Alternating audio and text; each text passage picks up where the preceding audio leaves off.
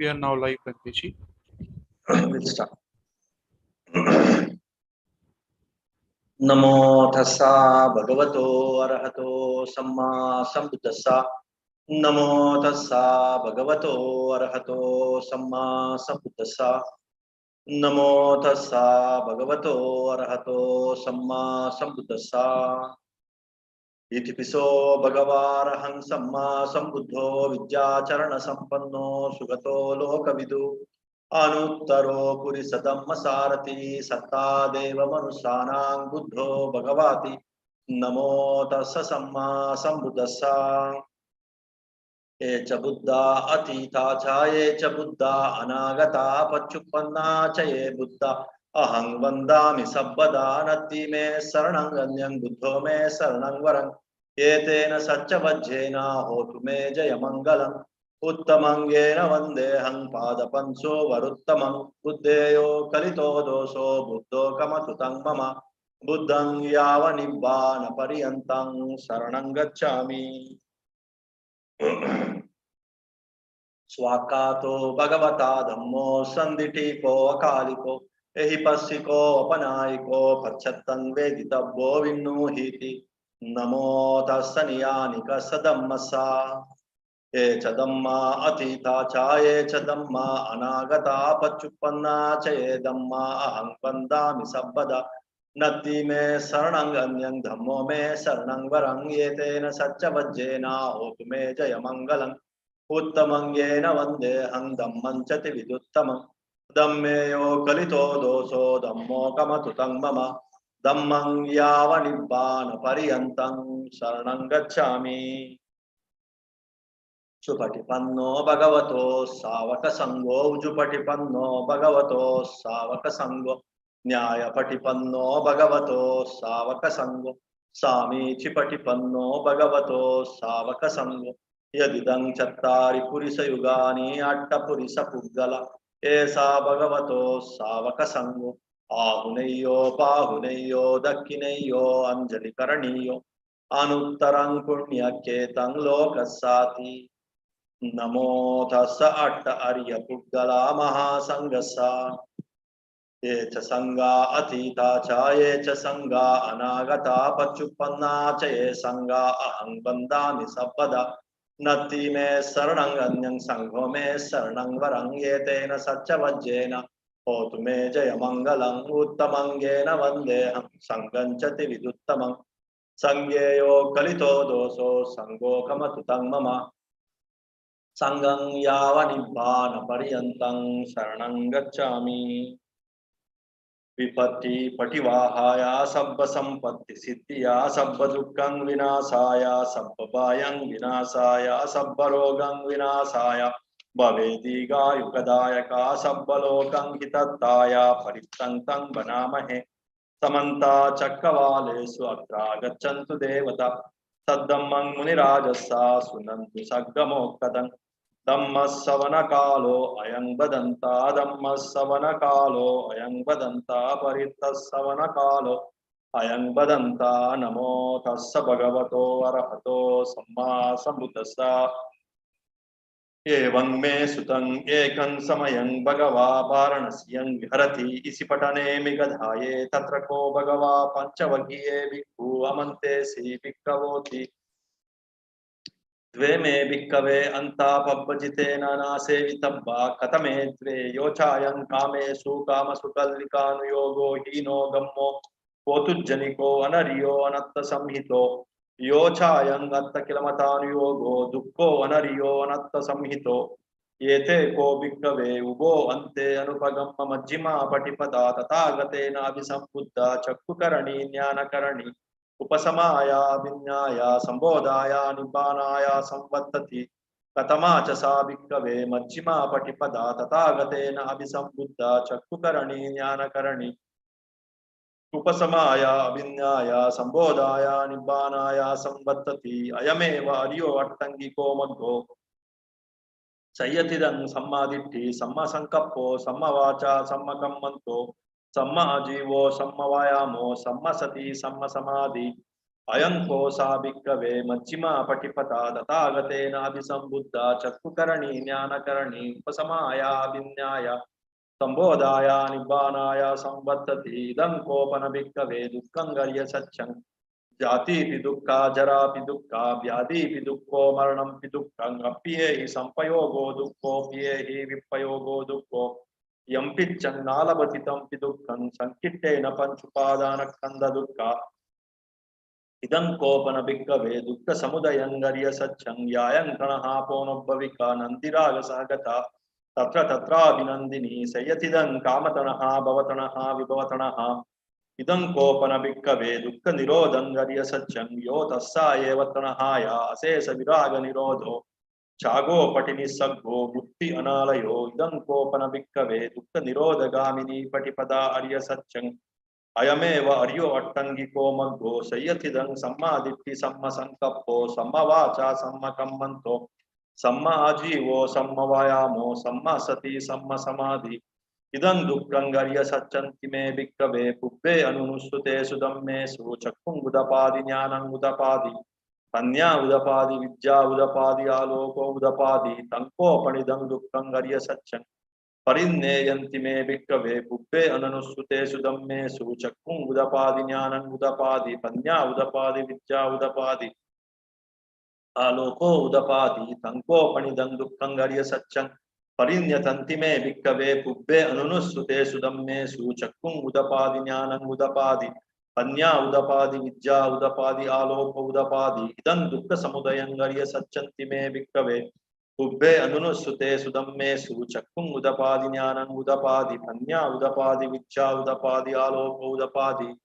तंकोपनिदं दुःख समुदयं गर्य सच्चं पहातब्बन्ति मे भिक्खवे पुब्बे अनुनुस्सुते सुदम्मेषु चक्षुं उदपादि ज्ञानं उदपादि कन्या उदपादि विद्या उदपादि आलोक उदपादि तंकोपनिदं दुःख समुदयं गर्य सच्चं पहीनन्ति मे भिक्खवे पुब्बे अनुनुस्सुते सुदम्मेषु चक्षुं उदपादि ज्ञानं उदपादि धम्मा कन्या उदपादि विद्या उदपादि आलोक उदपादि इदं दुःख निरोधं गर्य सच्चन्ति मे भिक्खवे पुब्बे अनुनुस्सुते सुदम्मेषु चक्षुं उदपादि ज्ञानं उदपादि कन्या उदपादि विद्या उदपादि आलोक उदपादि तंकोपनिदं दुःख निरोधं गर्य सच्चं सच्चिकातब्बन्ति मे भिक्खवे पुब्बे अनुनुस्सुते सुदम्मेषु चक्षुं उदपादि ज्ञानं उदपादि कन्या उदपादि विद्या उदपादि आलोक उदपादि तंकोपनिदं दुःख निरोधं गर्य सच्चं सच्चिकतन्ति मे भिक्खवे पुब्बे अनुनुस्सुते सुदम्मेषु चक्षुं उदपादि ज्ञानं उदपादि कन्या उदपादि विद्या उदपादि आलोको उदपादि इदं दुःख निरोधगामिनी पटिपदा आर्य सच्चन्ति मे भिक्खवे पुब्बे अनुनुस्सुते सुदम्मेषु चक्षुं उदपादि ज्ञानं उदपादि कन्या उदपादि विद्या उदपादि आलोको उदपादि तंकोपनिदं दुःख निरोधगामिनी पटिपदा आर्य सच्चं भावे तब्बन्ति मे भिक्खवे पुब्बे अनुनुस्सुते सुदम्मेषु चक्षुं उदपादि ज्ञानं उदपादि कन्या उदपादि विद्या उदपादि आलोको उदपादि तंकोपनिदं दुःख निरोधगामिनी पटिपदा आर्य सच्चं भावितन्ति मे भिक्खवे पुब्बे अनुनुस्सुते सुब्रह्मेषु चक्षुं उदपादि ज्ञानं उदपादि कन्या उदपादि विद्या उदपादि आलोको उदपादि यावकी वंच मे भिक्खवे इमेषु चतुषु आर्य सच्चेषु एवं विपरिवर्तं द्वादशाकारं यथाभूतं ज्ञानदर्शनं न सुविशुद्धं अहोसि नेवतावाहं भिक्खवे सदैव के लोके समारके सब्रह्मके तत्समण ब्राह्मणीयापजाया सदैव मनुष्याय अनुत्तरं सम्मा संबोधिं अभिसंबुद्धोति पच्चन्यासिं यथोचको मे भिक्खवे इमेषु चतुषु आर्य सच्चेषु एवं त्रिपरिवर्तं द्वादशाकारं यथाभूतं ज्ञानदर्शनं सुविशुद्धं अहोसि अताहं भिक्खवे सदैव के लोके समारके सब्रह्मके तत्समण ब्राह्मणीयापजाया सदैव मनुष्याय अनुत्तरं सम्मा संबोधिं अभिसंबुद्धोति पच्चन्यासिं ज्ञानं च पनमे तत्सनं उदपादि अकुप्पा मे त्यतो विमुक्ति अयमन्तिमा जाति नत्तिदानी पुनर्भवोति इदमवोच भगवा आत्मना पंचवग्गिया भिक्षु भगवतो भासितं अभिनन्दन्ति इमस्मिन् चपन वैयाकरणस्मिन् बन्यामाने आयस्मतो खण्डन्यस्सा विरजन् वीतमलं धम्मचक्रं उदपादि यंकिंचि समुदयदम्मं सब्बन्तं निरोधं मान्ति पवत्तित्ते चापन भगवता धम्मचक्के बुम्मा देवा सद्दमनुस्सावे सुन्येतं भगवता बाणसियं सिपटाने मिगदाये अनुत्तरं धम्मचक्रं पवत्तितं अप्पटिवत्तियं समणेन वा ब्राह्मणेन वा देवेन वा मारेण वा ब्रह्मणा वा केनचिवा लोकस्मिन् बुम्मानां देवानां सद्दं श्रुत्वा चातु महाराजिक देवा सद्दमनुस्सावे सुन्येतं भगवता बाणसियं सिपटाने मिगदाये अनुत्तरं धम्मचक्रं पवत्तितं अप्पटिवत्तियं समणेन वा ब्राह्मणेन वा देवेन वा मारेण वा ब्रह्मणा वा केनचिवा लोकस्मिन् चातु महाराजिकानां देवानां सद्दं श्रुत्वा तावतीं स देवा सद्दमनुस्सावे सुन्येतं भगवता बाणस्यं सिपटने निगदाये अनुत्तरं धम्मचक्रं पवत्तितं अप्पटिवत्तियं समणेन वा ब्राह्मणेन वा देवेन वा मारेण वा ब्रह्मणा वा केनचिवा लोकस्मिन्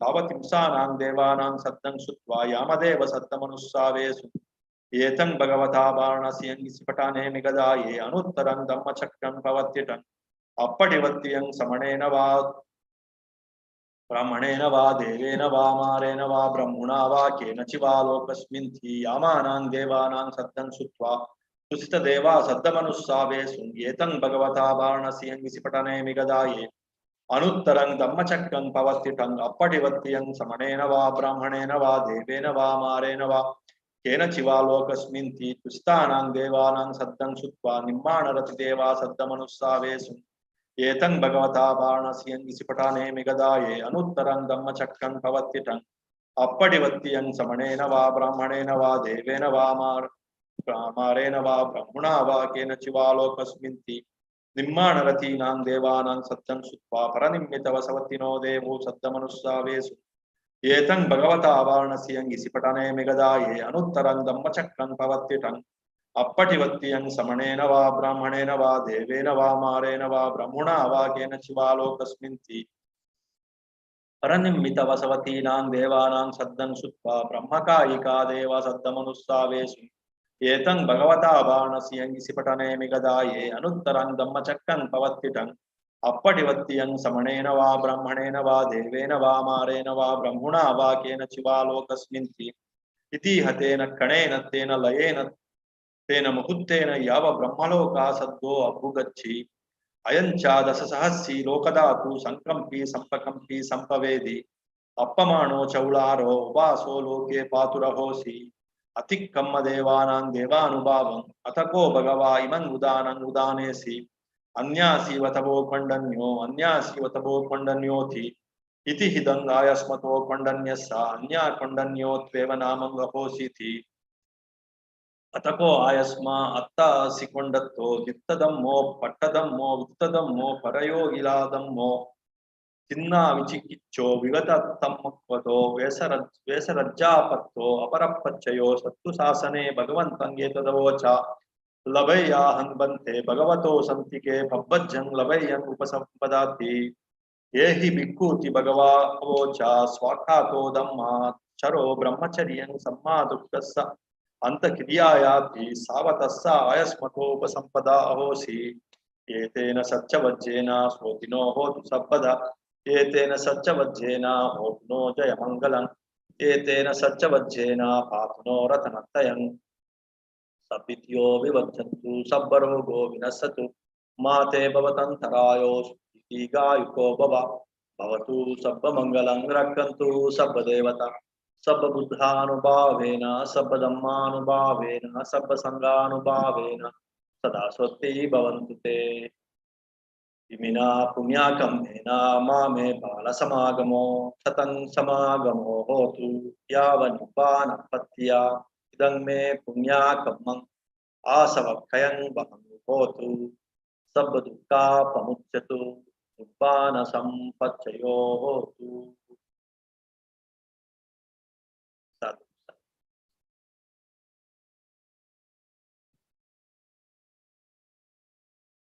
So today's chanting is the first discourse given by Buddha, Dhammacakka Pavartana Sutta. So started rolling this the wheel of Dhamma with this first chanting, with this first discourse given to the first group of 5 disciples that called Panchavagya, the group of 5. So they were with Buddha. Again, because of their strong view, rigid view, only by torturing the body, by not taking food for days and weeks, maybe months also. So one can get freedom, one can get wisdom, one can get knowledge. That's what was the notion during those days. Even today also many people think like that. Simply to torture the body, then the body will give up the soul, or the soul will be freed. That's how one will get freedom.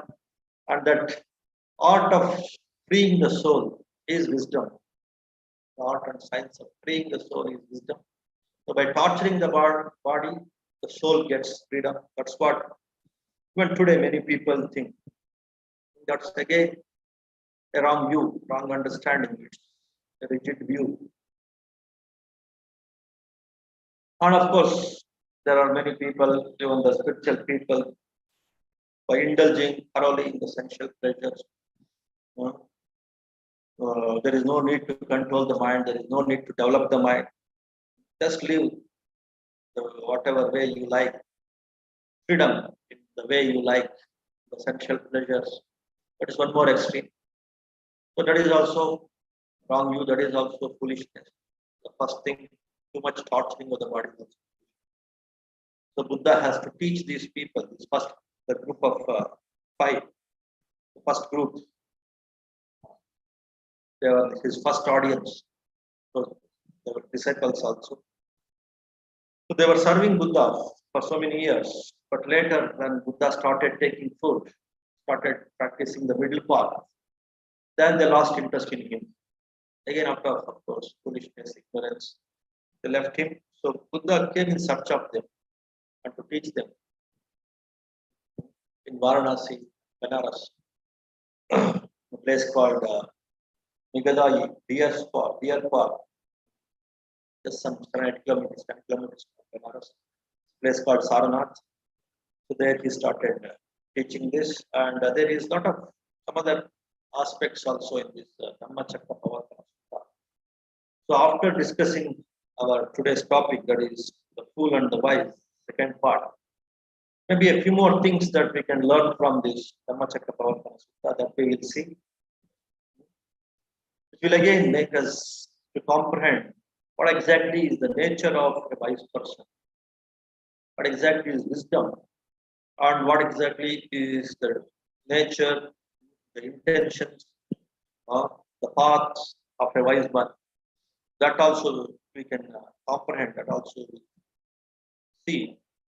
So keeping this Dhammacakkappavattana Sutta as our topic of discussion, maybe for a few minutes. After discussing this Dhammapada Vagga, that is the Pandita Vagga, he is a wise man. What are his characteristics? What are the qualities of the wise man? A few more aspects we will see from this Dhammapada. And of course, last week we have seen the characteristics, the nature, the qualities of the foolish man. The opposite is, of course, the qualities of the wise man. We have seen last week, like the right association, and then the right action and wrong action, having that clarity in right action and wrong action, and not falling into these extremes. All those things we have seen about the wise man, and of course, one who falls into the extremes, and one who is simply carried away in this worldly knowledge is also a foolish man. Chakku Mudapadi, Jnana Mudapadi, Panya, the wisdom, the eye of wisdom, one will open up once he started knowing about one's own mind, one's own ways and means, one's own abilities to find out the ways and means to purify the mind, to understand, the different obstacles that will come in the way to purify the mind. So then work on these obstacles and remove them, remove the defilements of the mind. That is the way of a wise man. In his actions, in his speech, in his thinking.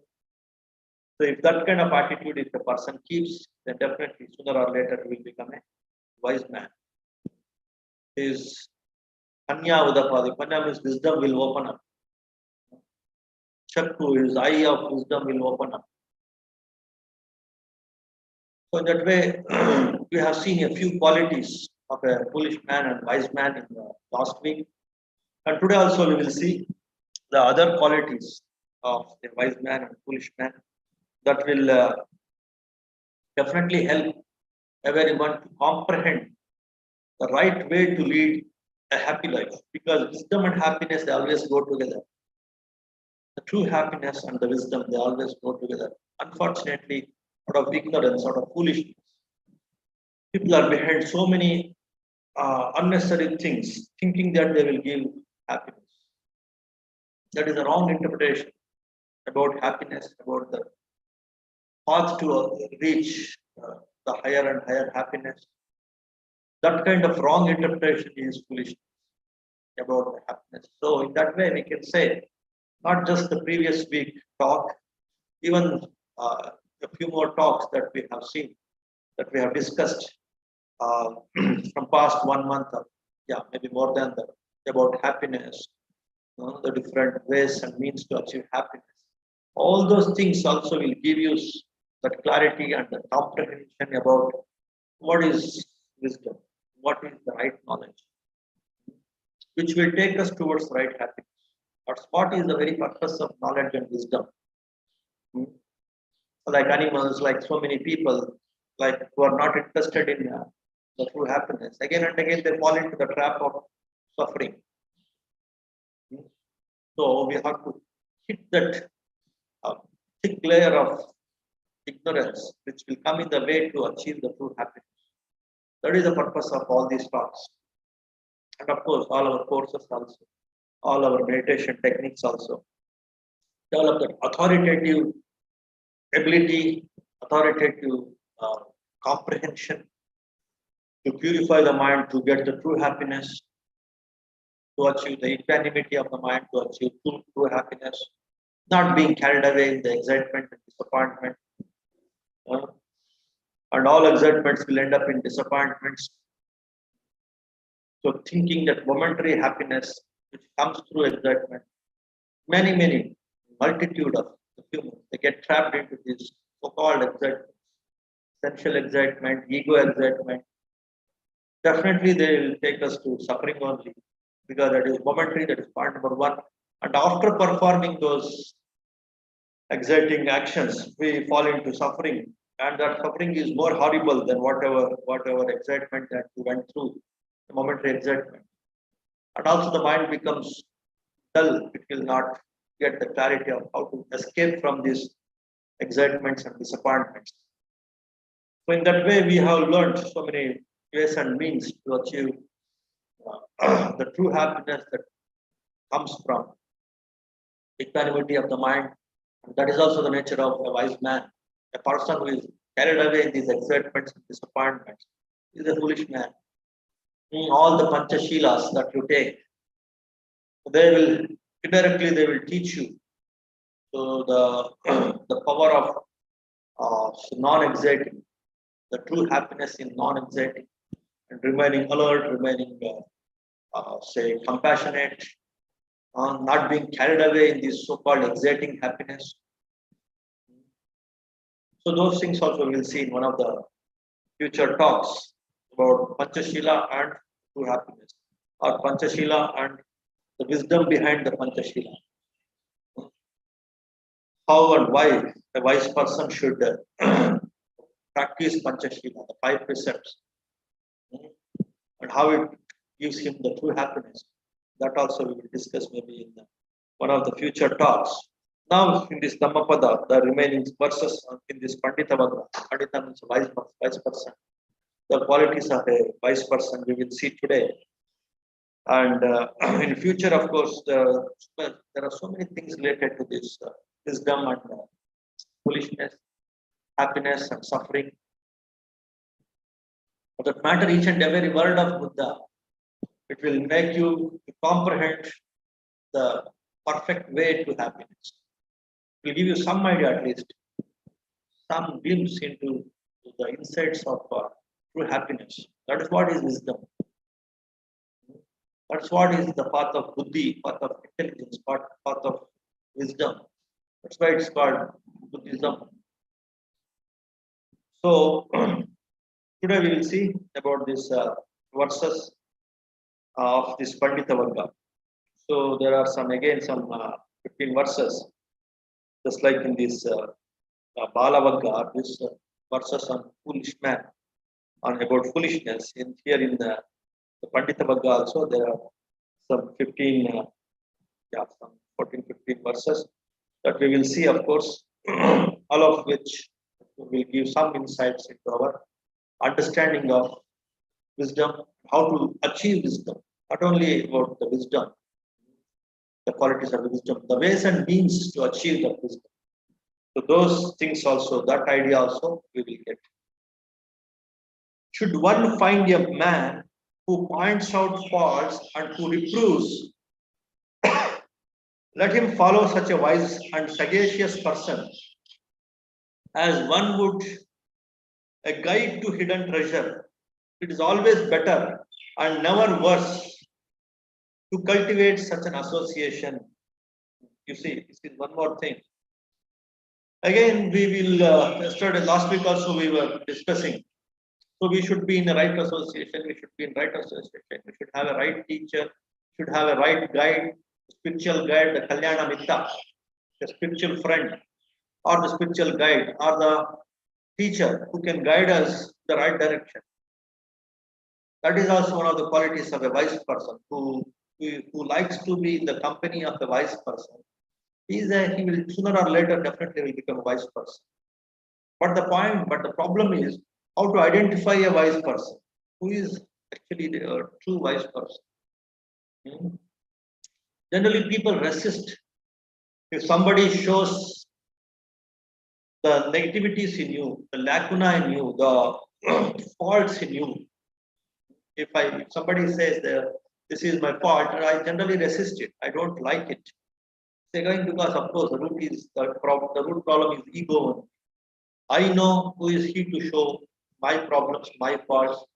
So that kind of ego-centeredness, it will become strong when somebody shows my faults.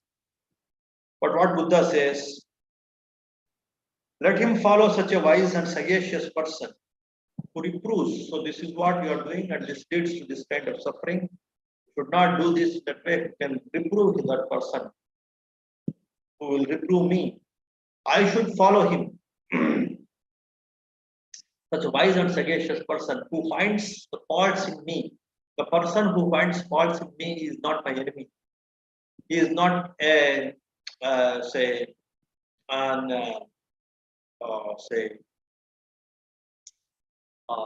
who hates me, who dislikes me. It doesn't mean like that. It means that the teacher always he will show the faults in you. Many people they won't tolerate this. That's why they lose the right teachers. The good teachers they lose because they think that always the teacher should pamper me, should praise me, should always say like me, appreciate me. No, that is how the worldly things will work. The politics and all, people start mutual appreciation. Though they were fools, though they were cricket fellows, they start mutually appreciating and they build their own empire, their own association, based on false appreciations, false pricing, false pampering. But spiritual growth is not like that. It is like purifying the mind. It's not simply corrupting the mind with a lot of ego. It is not pumping you with the ego. It is to puncture your ego. That is the purpose of spiritual growth. When the strong rigid egos are punctured, then only you open up to the true wisdom, to the true freedom, to the true happiness. So that's why a wise teacher always he will find out the faults in you and he will reprove it. Then what you should do, you should follow him as if there is a guide who is taking you to a great treasure, hidden treasure. So the people will so submissively, so diligently, so confidently, so faithfully follow a person who takes them towards some hidden treasure, thinking that treasure is so worthy. I should follow this person. So more than that, one should follow a wise person, a sagacious person who finds out your faults correctly and who reproves it. Then you should consider that person as a treasure shower who can show me the hidden treasure that is there inside me. The true wisdom is your true treasure. So such a sagacious person, such a person you should follow. It is always better and never worse. It is definitely great use for you to cultivate such an association. If you have such an association, it will always beneficial to you. It will never harm you. The person always tries to woo you, pamper you. You should be careful about such people. But a person who shows you your mistakes, your negativities, your faults, then definitely he is a true friend. So many a times we think in the opposite way. Who shows our faults, we think them as enemies.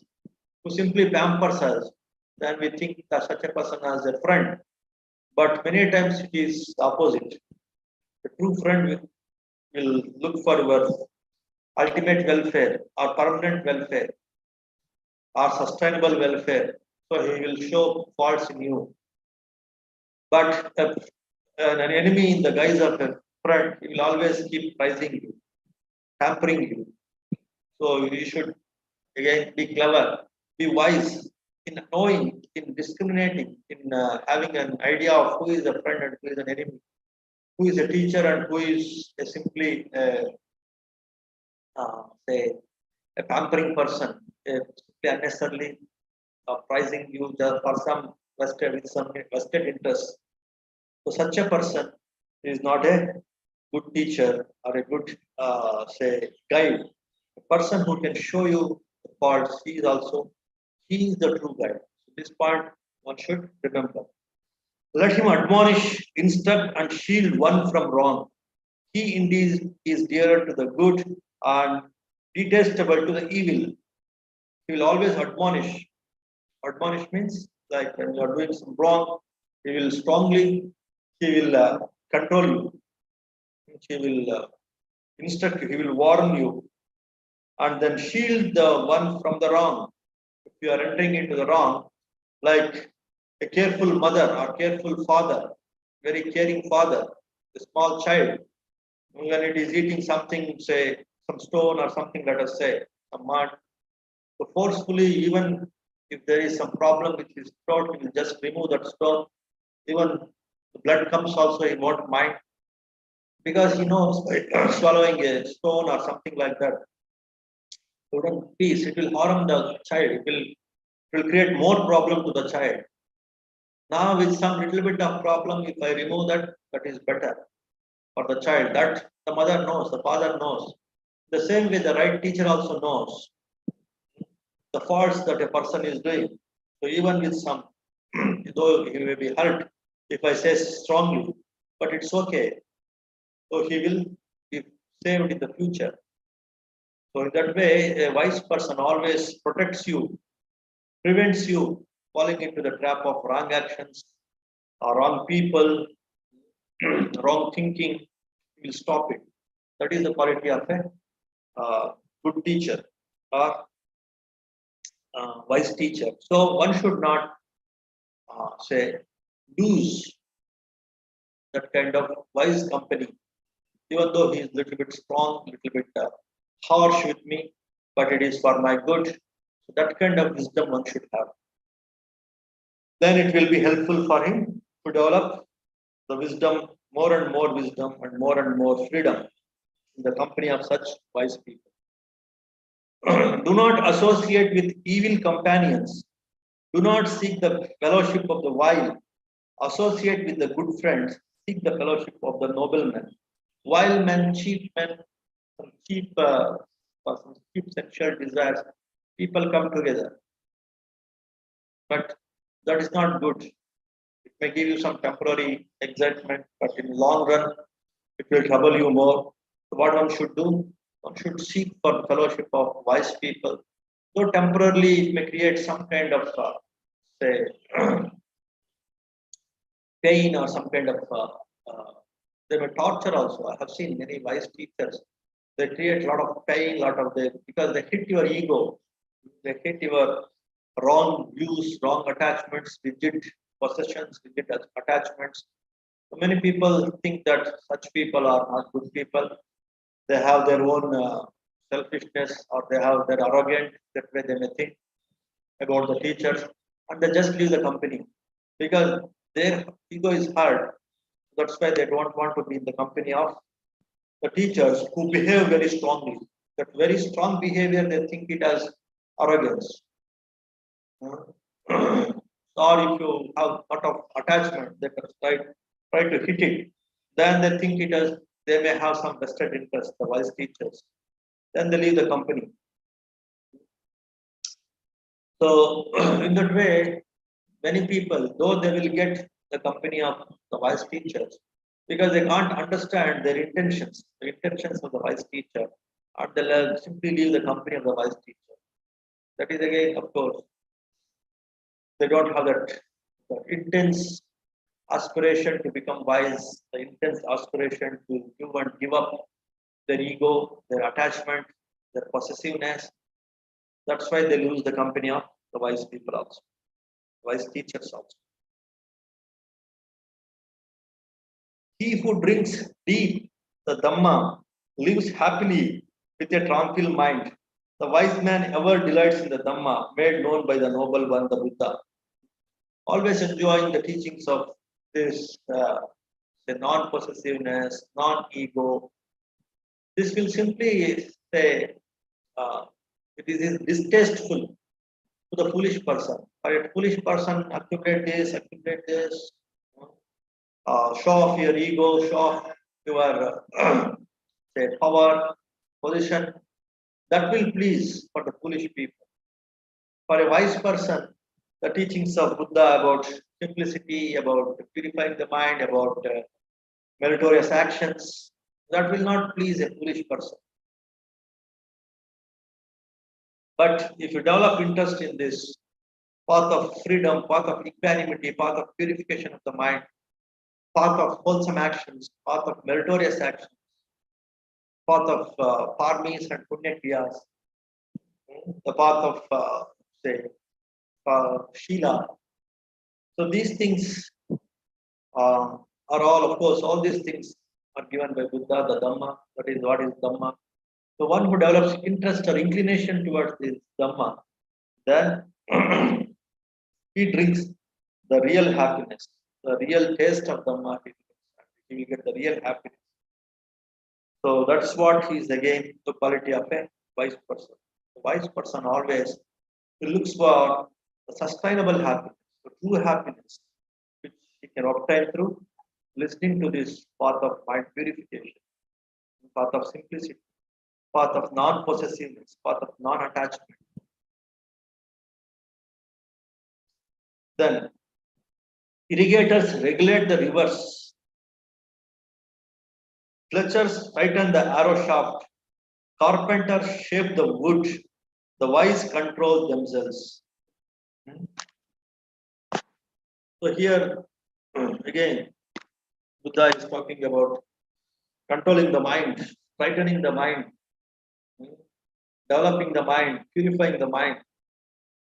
So all these different professions, he is giving the comparison, the similes of different professions. A very good driver, he knows how to handle the vehicle, maneuver the vehicle in different places without much difficulty.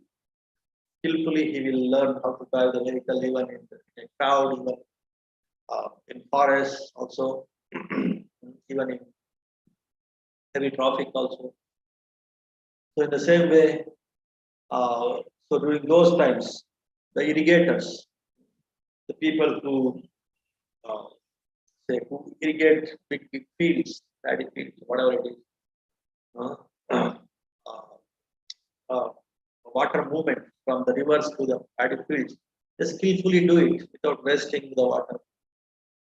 In the same way, the Fletchers tighten the arrow shaft. The people who make these arrow shafts, they too should have a lot of skillfulness. Like nowadays, the people who make these missiles, these bombs, and these rifles, it requires a lot of precision, a lot of skillfulness.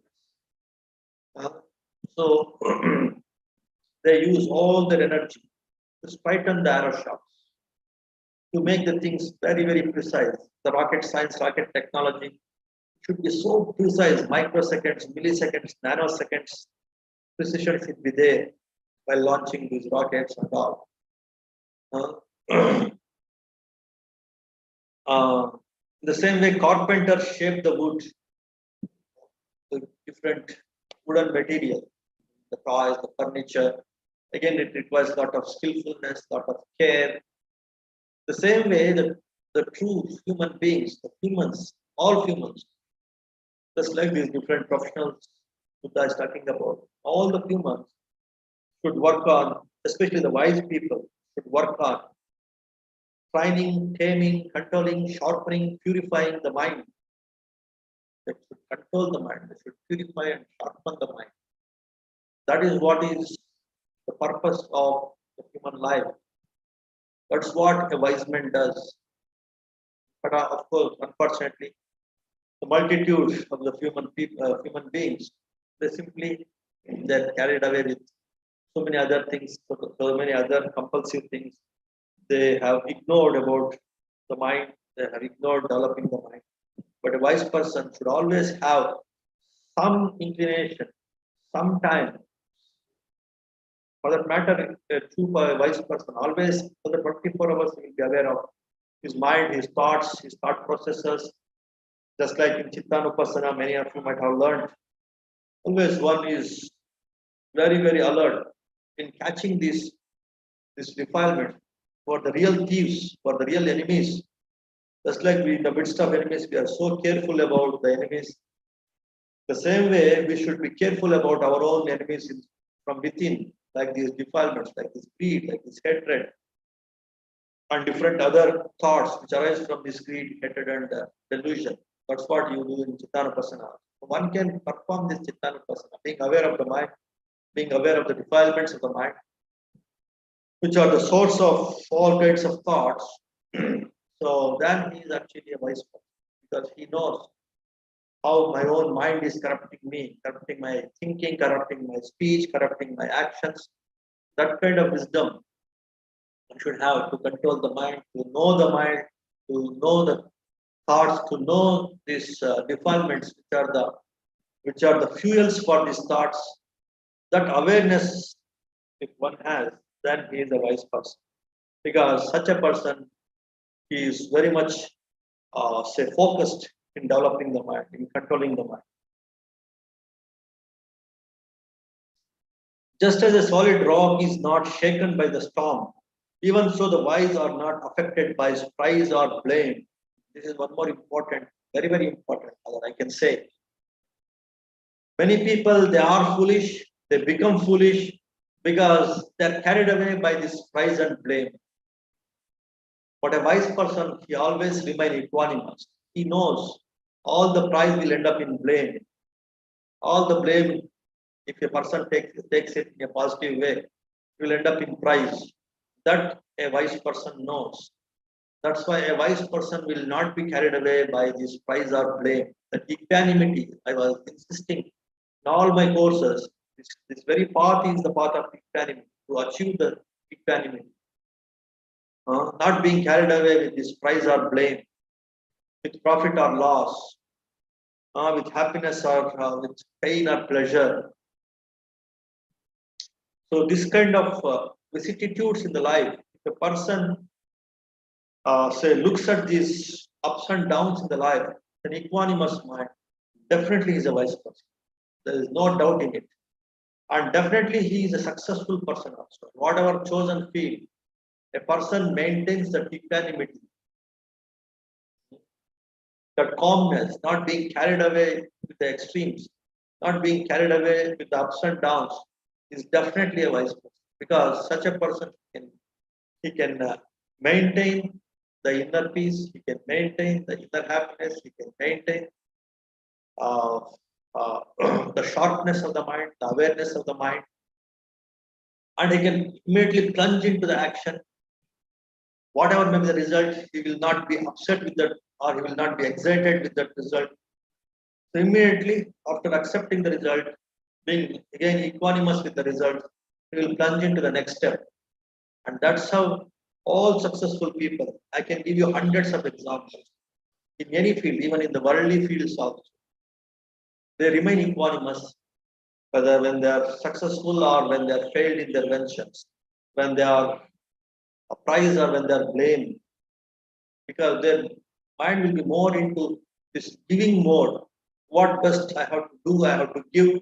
In that mode only they will be there. For such a person, these disturbances from the world in the form of praise or blame, it will not affect them. They will always involve in their actions the same equanimous mind. And automatically the result of the actions, they keep on harvesting, they keep on reaping. That's why one of the important, very, very important qualities of a wise man is the equanimity, not being carried away with this lokadhamma. Lokadhamma means the worldly affairs, the worldly things, the worldly nature. What is the worldly nature? Either praising you or blaming you. Either you, there will be pleasure or pain. The fools only will be carried away by these lokadhammas.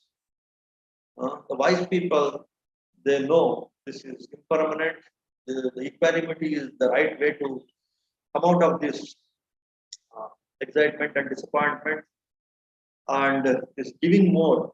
The people who are in this having more, they will be affected by this rising and blaming.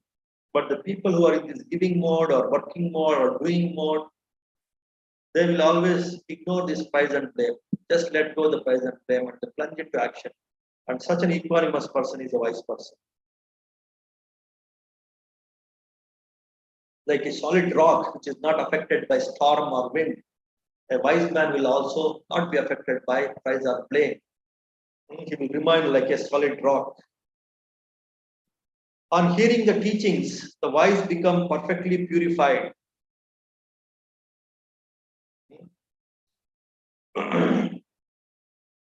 Like a lake deep, clear and still. And again, this is one more important punya kriya, meritorious action. Always listening to this dhamma of equanimity, dhamma of purity, dhamma of awareness, dhamma of discretion, what is right, what is wrong.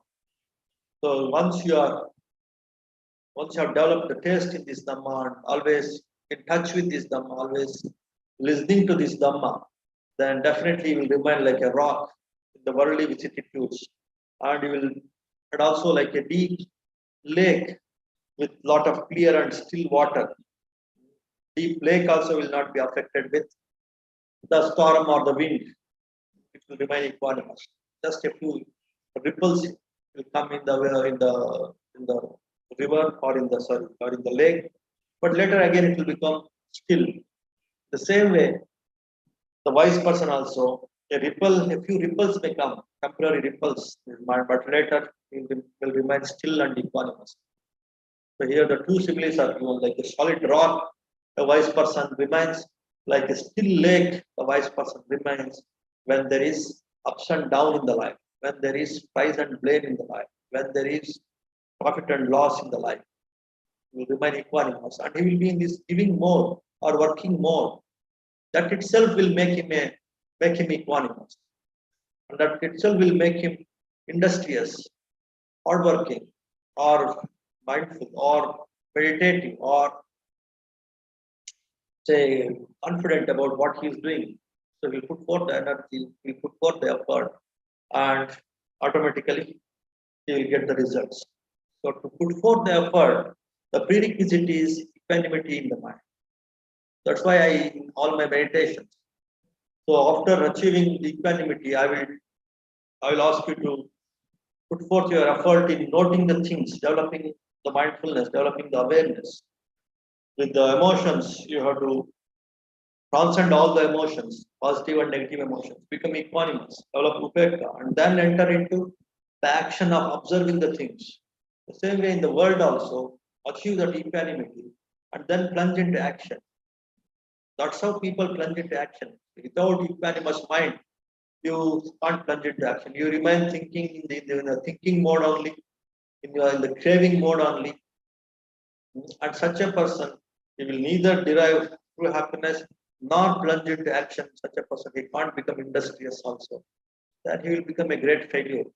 Again and again, he will fail because he will not plunge into action without equanimity in the mind.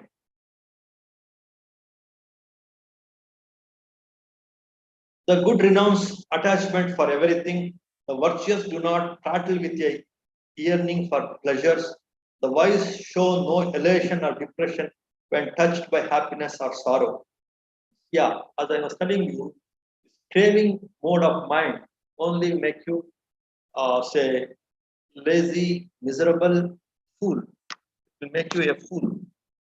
When you enter into this giving mode or this detachment or this kind of what best I can give, that kind of attitude, not having the attachment to anything, what best I can give, that kind of attitude, if a person has, then he will not be carried away with the sensual pleasures, he will not be carried away with the ego inflation pleasures, and he will not fall into the elation or depression. I was telling you excitement and disappointment. Now, this is a different synonym. Elation and depression. You will not fall into this elation because all elation will lead to depression. Many people nowadays talk about stress and depression. It's because they were looking for some elation. If they don't get it, they fall into depression. But for an equanimous person who is more into this giving more, so how can the elation and depression will affect him? How come this excitement and disappointment will affect him? How can he become a stressed person or an anxious person? So that's why always be in this giving mode, non-possessing mode, non-attachment mode. That will give him the equanimity, not being carried away in this elation and depression. And that will also push him into this giving mode of performing the things, of plunging into the action. Please understand the relation between these three things.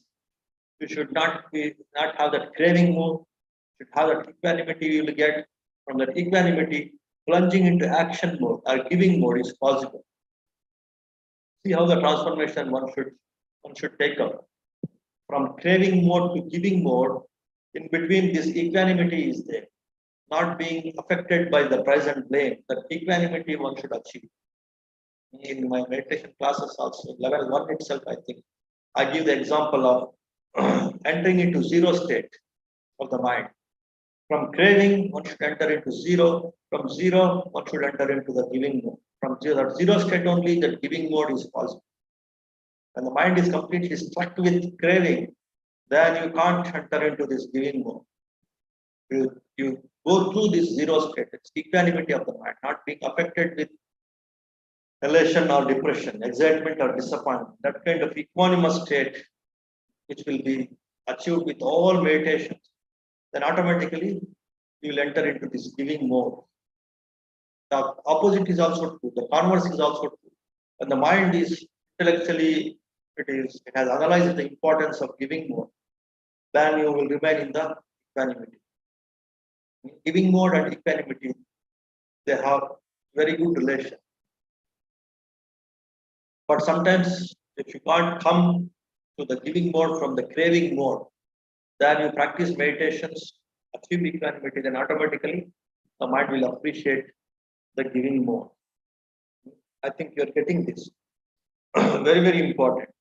These are the qualities of the wise person.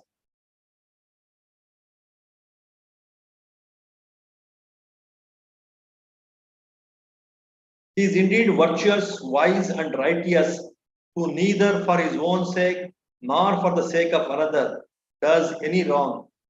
who does not crave for sons, wealth, kingdom, and does not desire success by unjust means. Many people have a lot of attachment, as I was telling you in the last week also. Many foolish people, they think I have wealth, I have possessions, I have sons, I have big family, I have so many friends. But a wise person, he will not attach or give importance to any of these possessions. He'll always work on his mind purification, and he will be always in this not craving or this ego mode of having something, this ego thinking of I have something, that kind of attitude a wise person will not have. Will always stay secluded in his mind, though he may be associated with all kinds of people, but in his mind he will be always independent and solitude. The seclusion will be there, and from again such a mind only, the giving spirit will come, the action spirit will come, and and he will not desire for success by unjust means. Many people they achieve success with some unjust means, immoral means. They may achieve success. He knows all that success is impermanent, that will not give the real happiness also. Deep inside, such successful people, though they look like successful people, but deep inside they will be troubling themselves. They will have a lot of pain and suffering, and even that kind of success will not remain. They will fall into the great depression, the great failures after that. So that idea a wise person will have. He always take the royal path towards success, towards happiness. He will not take up some hanky-panky, some say unworthy or immoral paths to achieve success or to achieve happiness. Few among men are those who cross to the farther shore. The rest, the bulk of men, only run up and down the hither bank. What does it mean? This bank and that bank. That bank means Nibbana, ultimate liberation, ultimate freedom, enlightenment. This bank is worldliness. In between, this river is there. People have to swim and cross this river to reach that other bank, that is the freedom, that is ultimate happiness, ultimate wisdom.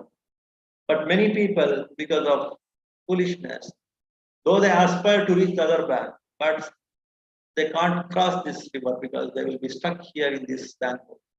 And hither and thither they keep roaming in this bank only, though their minds are wishing for the other bank, because they don't know this art and science, the ways and means to cross this river, this worldliness, authoritatively. So this is the ways and means. These are the ways and means.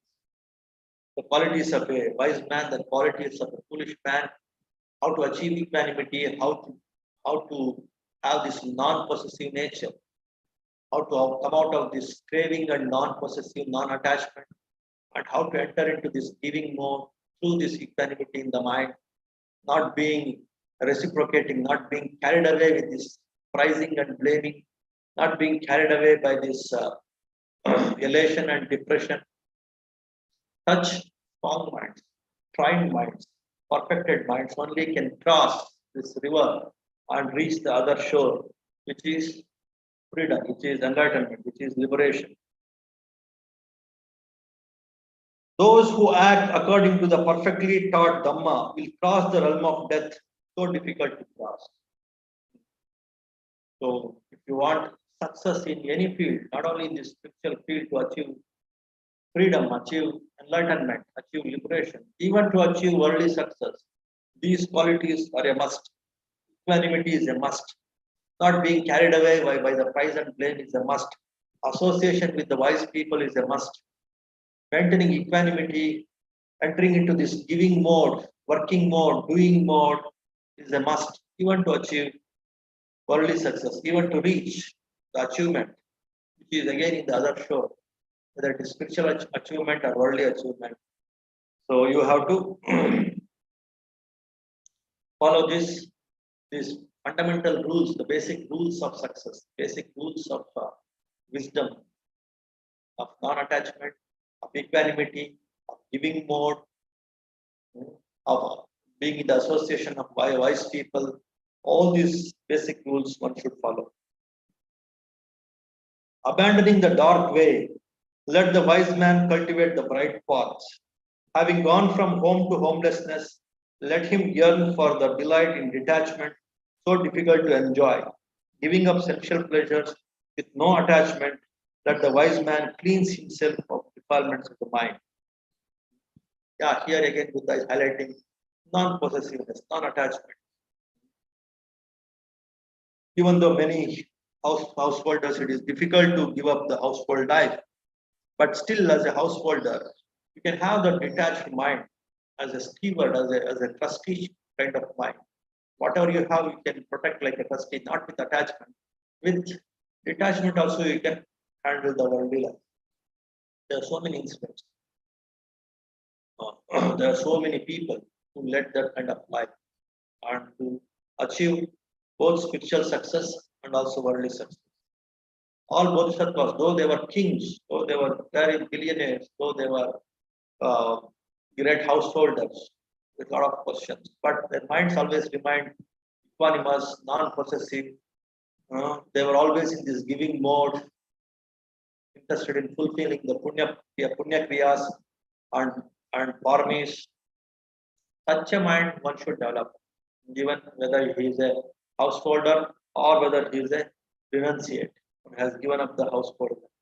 Whoever it is, developing that kind of mind, that renunciate mind, that giving up mind, that non-possessive mind is very, very important for any kind of success, worldly success or spiritual success.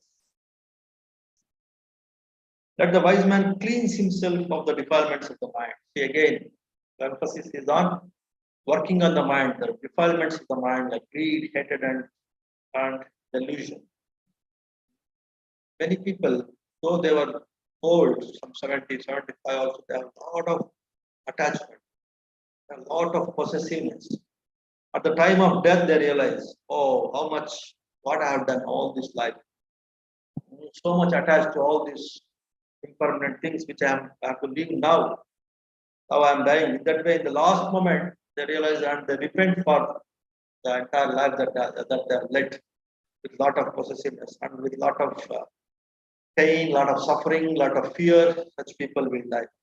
That's why all wise people encourage detachment. All the right teachers, they encourage unwinding, developing this non-possessiveness. You are developing this giving mind, encouraging this dana, encouraging shila, encouraging apachayana, encouraging listening to Dhamma, all these meritorious actions, the wise people will always encourage. Don't think that they are simply troubling you to give up your ego, to give up your possessions for which you have a lot of attachment. That way they are helping you. One should have a lot of respect and lot of concern for such kind of instructions, for such kind of teachers. Those whose minds have reached full excellence in the factors of enlightenment, who having renounced acquisitiveness, rejoice in not clinging to the things, rid of cankers, glowing with wisdom, they have attained Nibbana in this very life. So whether they are householders or the renunciates, if their minds are free from this kind of possessiveness, one who is ready to give and give up anything at any moment to anybody, like our bodhisattvas. Their minds are so soft, so flexible. They are ready to give and give up anything. In that way, they have built their minds. They have developed their minds. That's what is expected with the followers of this path. If you have that stinginess, that possessiveness, that selfishness, not to give and give up even a bit, then how can you progress spirituality? How can you progress even in worldly life? How can you progress in this, in deriving the true happiness? Any firmness, any rigid attachment will make you miserable, will make you fool. How can you come out of foolishness? How can you come out of misery without learning this art of giving? Without learning this art of giving up, no possibility at all. many wrong views, wrong teachers, wrong associations.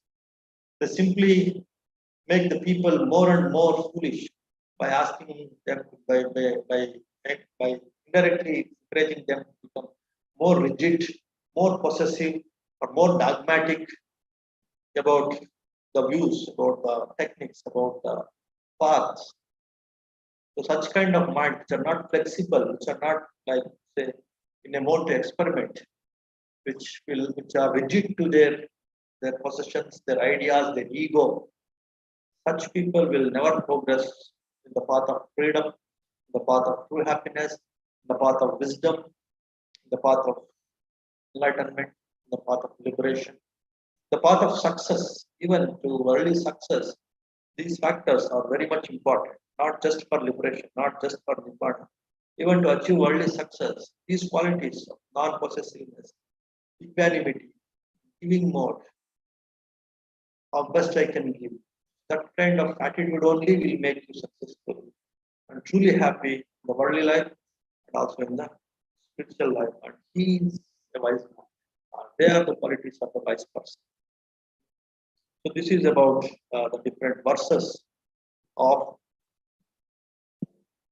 the Pandita Vagga, the qualities and the characteristics of a wise man, the ways and means to become a wise man. That is Pandita Vagga. And of course, opposite is the qualities of the foolish man. Because of that reason, I combined this the Pandita Vagga and Bala Vagga, the qualities of a foolish man and the qualities of a wise man together, and we have discussed the last week and also this week. Okay, so these are the different qualities of wise people and foolish people. Why I have started this Dhammacakka Pavartana Sutta? Here the emphasis is given. Very first point is moderation, middle path, mind-centered paths, not falling into the extremes. That is that rigid views, the dogmatic views. Only this. So in that way, people were brainwashed. So many say sects and groups and organizations. This is the path. That way they made their followers dogmatic because otherwise the organization will not grow. That may be their intention. But that is very unfair. That is very, very bad. They will not help themselves, they will not help the followers also. Always this path of flexibility, path of moderation, path of mind-centeredness, path of say maneuvering, handling. When you fall into the extremes, the mind should be so skillful and it come to the means. If it falls into any extreme, it should be very flexible, it should be skillful, and come to the means like a skillful driver. So in that way, the moderation is highlighted in this Dhammacakka Pavartana Sutta. That is very, very important, or very, very important feature of a wise man. A person who falls into any kind of fanaticism, dogmatism, any kind of rigid view, he is not a wise person. He is a foolish person. So even the disciples of these 5 disciples of Buddha, the Panchavagga, they fell into this dogmatism of simply torturing the body. That is the way to liberate the mind. So even many sects, even in Buddhism, there are so many organizations. They simply insist on one dogmatic view, whether it is even sometimes at the cost of torturing your mind and body. They promote that this liberate you, this will help you to grow. So then that is not the middle part, that is not the mind-centered part, that is not the flexibility or the skillfulness of the mind. That is one point. The second thing that is discussed in this Dhammacakka Pavartana Sutta is understanding the 4 noble truths authoritatively at 3 levels. The first noble truth, you have to penetrate, you have to dig deep into it.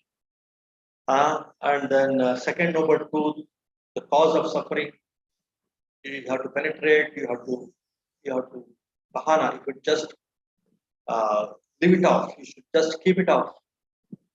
The craving, you should just keep it off. And if you develop thorough insight into the ways and means to keep off the craving, thereby you can keep off, you can leave the suffering. And the ways and means to cultivate the third noble truth at 3 levels. Bhavetabba, develop and cultivate the third noble truth and the fourth noble truth. The third noble truth, the art of letting go, art of giving and giving up. Fourth noble truth, the right view based giving and giving up. Not simply blindly giving and giving. Based on right view, one should learn this art of giving and giving up. So understanding the right view in the different, the multiple ways, different facets, that is again the quality of a wise man. So after listening to this, not just the humans, even the many divine beings, the 6 divine realms Buddha he talks about. Chakku Udapadi, Jnana Udapadi, Panya Udapadi.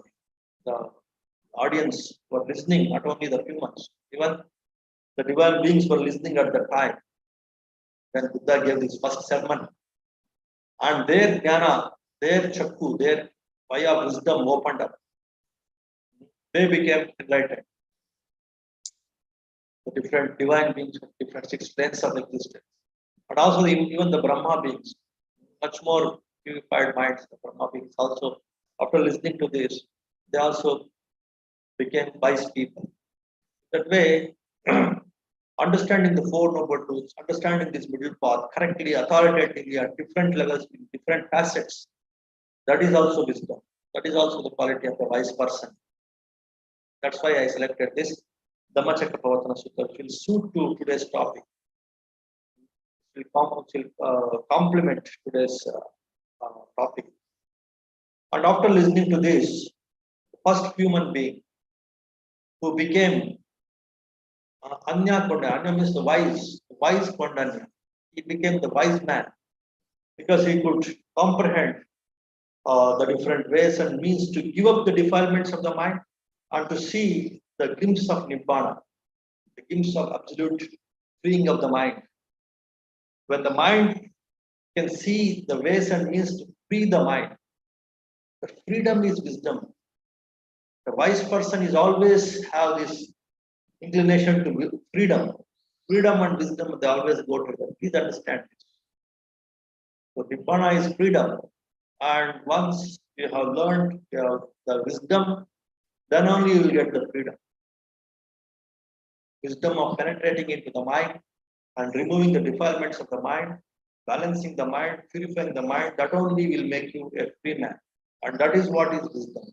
And that's what is achieved by this Pandanya, the first disciple of Buddha, the first human rather, who became a wise person, who could see the ultimate freedom by developing this wisdom of Four Noble Truths, the penetrating wisdom of Four Noble Truths, and this penetrating wisdom of mind-centeredness, moderation, the middle path, not falling into the extremes. That's why it's called the Pandanya, the wise, Pandanya, the wise one, Anya Pandanyo. Anya means the wise one. In that way, one who works on the mind, purifies the mind, he is a wise person. By following all these different tips and techniques that we have discussed the last week and today's week, and also in this Dhammacakkappavattana Sutta, he became a wise man. That is the quality of a wise person. By all these techniques, he developed his mind, purified his mind, and he could comprehend the Four Noble Truths, comprehend the mind centeredness, and he could see the Nibbana, the glimpse of Nibbana. So that's why he became Anya Pandanya, the wise man, the wise Pandanya, the wise man. That way, Buddha, he actually, Buddha, he exclaimed, "Oh, now this Pandanya has become a wise man." That way, Buddha exclaimed by teaching him the moderation and this mind centeredness, the mind purification, removing the defilements of the mind. He made him the wise man by comprehending the Four Noble Truths. He became wise. So, why I have to insist on this? Just to inspire you or motivate you, make it clear to you, working on the mind, authoritatively working on the mind, purifying the mind, removing the defilements of the mind is the means to become a wise person. By practicing, by following these middle path and this mind-centeredness, moderation, and thoroughly comprehending the four noble truths, you will become a wise man. So, in that way, we have say discussed about the qualities of a wise man, and of course, the opposite qualities also we discussed. The qualities of a foolish man. After all, the Dhamma, the teachings of Buddha, is all about this: how to come out of foolishness and how to develop wisdom. And of course, a few things which are very, very striking, which are very, very direct. Those things we have discussed in the previous weeks also, today also. So that's about our today's topic: fool and wise. The second part. Now, if you have some questions, you can ask questions. Then we can. Pranam Bhanteji. Yes, Anirudh. Shruti Joshi ji is asking, Vanami Bhanteji, if we try to make any person understand about dangers of unwholesome things, if that person don't give response or stop talking to us, how to deal, as sometimes our skills don't work? He stops responding and he stops talking. Then what happens? How to deal, as sometimes our skills don't work. So this kind of experience has happened, and how to deal with this kind of experience. Yes, because Kind of situation. she says that sometimes our skills don't work. Yeah, see, it doesn't mean that it doesn't work. It means like the person who is teaching and the person who is listening, there is no compatibility, there is no authority, there is no say mutual respect. Even to teach some of these things, a lot of power is required. When Buddha arise, even with one statement, so it is so powerful. The people who listen to this, they can take it so seriously and they can work on it quickly, and they can liberate their minds within a minute, sometimes within a minute, yeah, within a day, sometimes within a few days in some cases. But it because of the power of Buddha, power of the Buddha. It's not just an intellectual knowledge of all these. It should be penetrative knowledge. The person who is talking about this, he should have penetrated and experienced all this knowledge, and based on this experience, he would have liberated himself. Himself. Such a person has that power to influence others. So then, multitude will listen and practice, and they follow. But in many times, we ourselves, we know the things superficially. We have not have that experiential knowledge and wisdom of what we are speaking. We have learned, we have read in some book, or we have learned from somebody. So then superficially you know the things, and superficially if you teach others, will definitely will not carry what is called those that strength, that vibes it will not carry. And the people will look at the entire personality of the teacher, his maturity in what he's talking, the people knowingly or unknowingly they grasp it. Subconsciously it will affect them. That's why Vidyacharana Sampanno, the person who is what he's talking has completely owned, has completely engulfed, has completely taken it into each and every cell of his being. Such a person, whatever he speaks, though he a plain statement, if he talks, it will have tremendous impact on the audience. That is one point. Second point,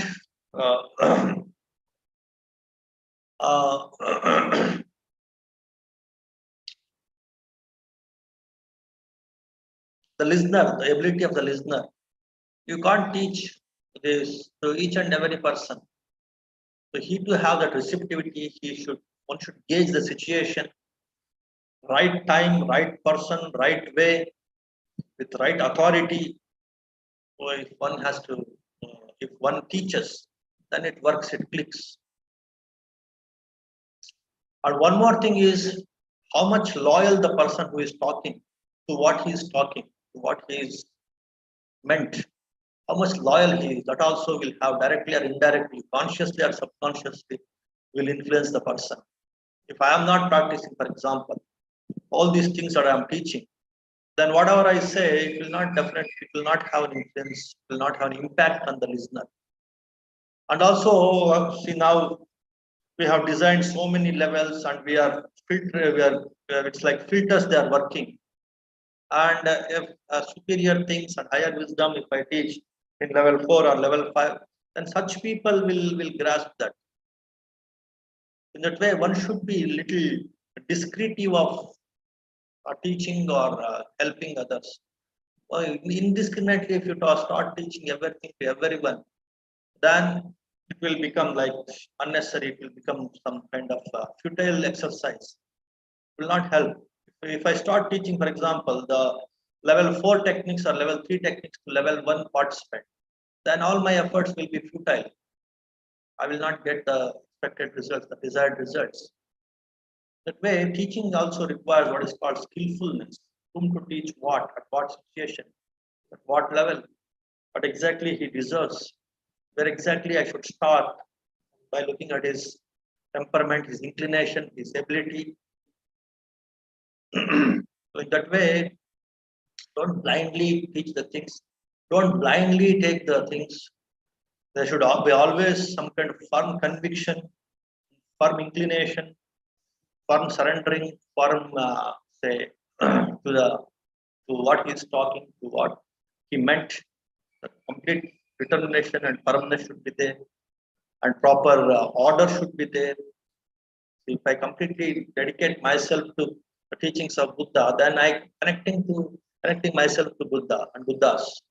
Then automatically I will get tremendous confidence to teach these things. And tremendous power also I will get. In that way, that confidence and that connection through this proper order, that also makes a tremendous impact on the power of the teacher and on the power of the listener also. That way, simply blindly, sometimes many times arrogantly also, we know many things and we teach these things, and everybody should listen to this and learn this, and they should respect us. No, that will not happen. It requires tremendous dedication, patience to become a teacher. Samma Sambuddha. That's why there's a difference between Samma Sambuddha, Pacceka Buddha, Arahant. Even among the liberated people, the teacher, the liberating teacher, he should have superior qualities like Samma Sambuddha. He only can influence the audience. He only can change the view of the person. He should have very, very superior qualities than ordinary liberated person like an Arahant. Ordinary in the sense like Arahant is a liberated person. Of course, liberation is not easy. But to become a teacher who can help others to learn these things, then definitely should have superior quality. He would have fulfilled the Punya Kriyas and Parmis at 3 levels. Should encourage others, he should oneself thoroughly fulfill it, and he should be in a position to give up anything for the sake of these Punya Kriyas and Parmis. That way, one should not take the things so lightly regarding this teaching of spiritual things.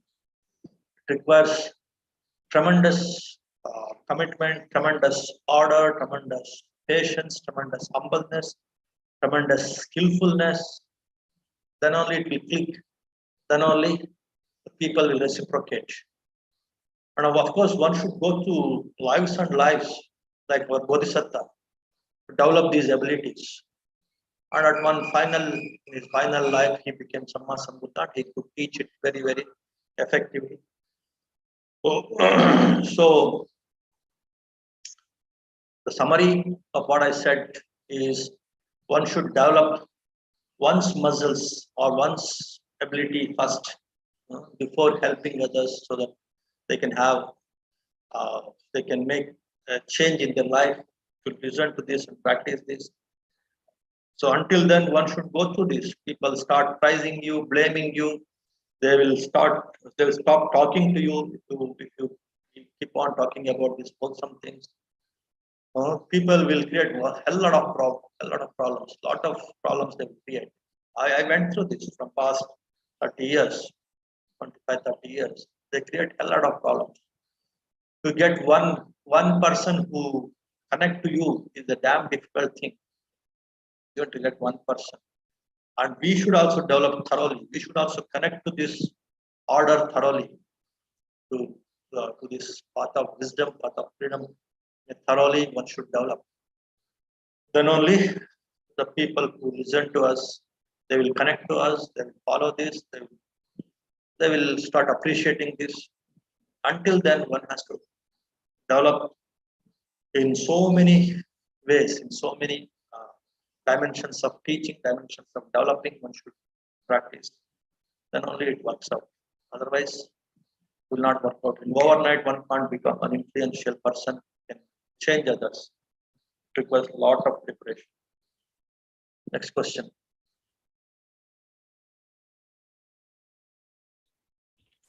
Padmakar Bhagat ji is asking, Who is asking? Pranam Mante ji. Padmakar Bhagat is asking, Padmakar Bhagat. Okay. ji, sir is asking, what is spirituality? So last week also he sent a message, it seems. Yeah, this is an important question. Spirituality, what is the meaning of spirituality? Many times we use this word spiritual. So I use this word spirituality as say, of course, in the world where the people use this word spirituality, that we will see. So what is not materiality, that is what is spirituality. What is materiality? Anything that is pertain to the body, the physical senses, the matter, that is materiality. The food, the trees, the mountains, the body, and the bodily objects, the bodily senses, the bodily objects, sense objects, like the sounds, tastes, smells, which give us some pleasure, some happiness to our mind through these body senses, bodily pleasures, bodily objects, sense objects. All these things come under what is called materiality. So that is anything that is beyond this materiality is spirituality. That is what many people define spirituality. So anything that is beyond this materiality, which will not come in this domain of materiality, the matter, the body, the bodily senses, sense objects, all these things are the domain of the materiality. So spirituality is something beyond this. What is beyond this?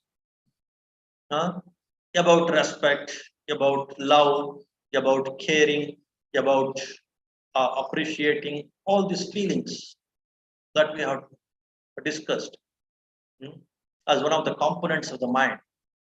There, that's also spirituality. Unlike your confidence, willpower, energy, and say these effort levels, all these things also as one of the faculties of the mind that we have discussed. That is also beyond this materiality, as a quality of the mind, as a component of the mind, as an aggregate of the mind. That is also spirituality because it is out of the domain of materiality. Then your intelligence, your discretion, your wisdom, as one of the faculties of the mind that we discussed, like your perception, sanya, that is also beyond the domain of materiality. That is also spirituality. And then the awareness, alertness, the consciousness, this is also beyond the domain of materiality, that consciousness, awareness, that also is one of the first factors of one of the first aggregates of the mind we discussed. So that is also spirituality. So all these four faculties of the mind, in true sense, that is spirituality. But in many other religions, the theistic religions, they consider one of these aggregates, whether it's consciousness or the feelings like love, emotion, all these things, or the confidence, willpower, or this intelligence, discretion, wisdom. One of these as permanent, or a combination of two or three of these as permanent. And they call it as soul or spirit. Generally, the spirit and spirituality, they relate it as one permanent thing. Though it is beyond the materiality, this is a much more higher permanent thing, higher immortal thing, the soul or the supreme soul, or they attribute these qualities of the mind to soul, to spirit, to permanence.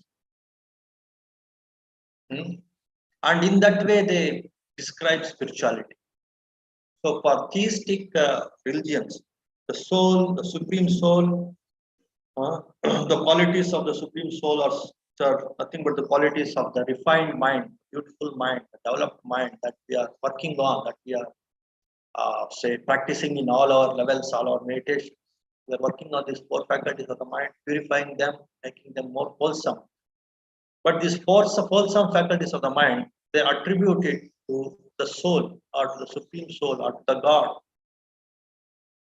And they have made it permanent. And that's why they call it a spirit.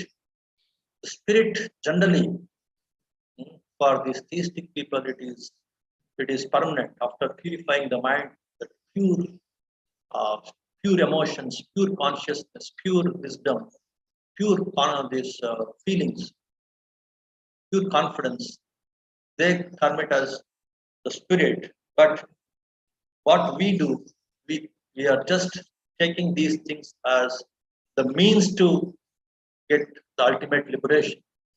We are making use of this mind, the different faculties of the mind, and we are purifying them, and we are completely liberating ourselves from this mind also, not giving or not attributing any of these purification techniques, any of these four faculties of the mind as spirit, as soul, as permanent. We are just working on the process. We are working on the skillfulness, the skillful process. We are not attributing permanence to any one of these. That is the only difference between this approach, the mind-centered approach, and the theistic people's soul-centered approach. But in these both approaches, spirituality means like a purification.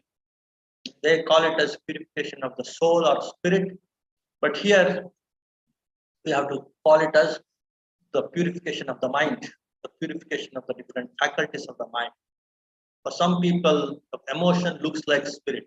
For some theistic people, for the other theistic people, emotion means like your love, your compassion. They consider it as spirit or God or soul. For some other spiritual people, for some other theistic people, the confidence, Atma Shakti, the Atma, they bring in that willpower itself as a spirit. For some people, intelligence is spirit. For some people, consciousness is spirit. Many modern day Indian philosophers, Indian yogis, or Indian, for them, the consciousness is spirit. And in that way, for them, spirituality is working on this, one of the faculties of the mind as permanent. For them, it is spirituality. But for us, spirituality is purifying these different faculties of the mind, because the mind is beyond this body. Mind is beyond this body and bodily senses and sense objects. So for us, the definition of spirituality is the mind. For these theistic people, the definition of spirituality is purification of the soul. For us, it is purification of the mind. That is spirituality, which is beyond materiality. Whether it is mind or soul, whatever you call, it is beyond materiality. So where the process of purification is going on, authoritative purification is going on, then it is spirituality. Okay.